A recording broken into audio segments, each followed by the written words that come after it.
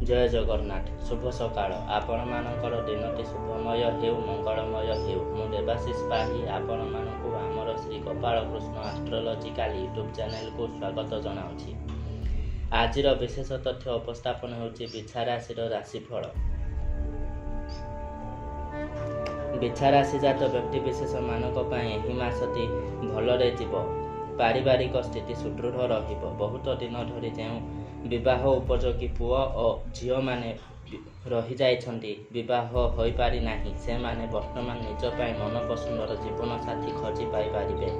विवाह प्रस्ताव ठीक होई शुद्ध काल पर्यंत स्थगित रहिबार सूचना मिलुछि। वाणिज्य व्यवसाय क्षेत्र में व्यवसायी माने आशा ठारू अधिक फल पाइबे। एही मासरे विदेश भ्रमणर सुजोग मध्य मिल पारे। आयर परिमाण वृद्धि पाइब। देह सुस्थ रहिब। छोट भाई भौणी मानक सहित सुसंपर्क स्थापित हेब। एही मासरे अतिथि आगमनर सूचना मिलुछि। घर को अतिथि आसिबा हेतु मन खुशी रहिब। एते गुड़िए शुभत्व सत्वे किछिटा अशुभत्व भी रहुछि। भूमि किंबा घर निर्माण जनित समस्या देखा दे पारे।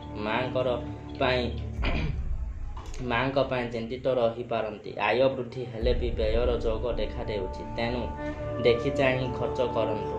कर्म क्षेत्र में अशांति देखा देव। तेणु कर्म क्षेत्र में उन्नति निमंते भगवान विष्णु को 108 तुलसी चढ़ातु एवं कर्म क्षेत्र में उन्नति निमंते शक्तिशाली ताबीज व्यवहार करंतु। छात्र छात्री मानक मन चंचल रहिब।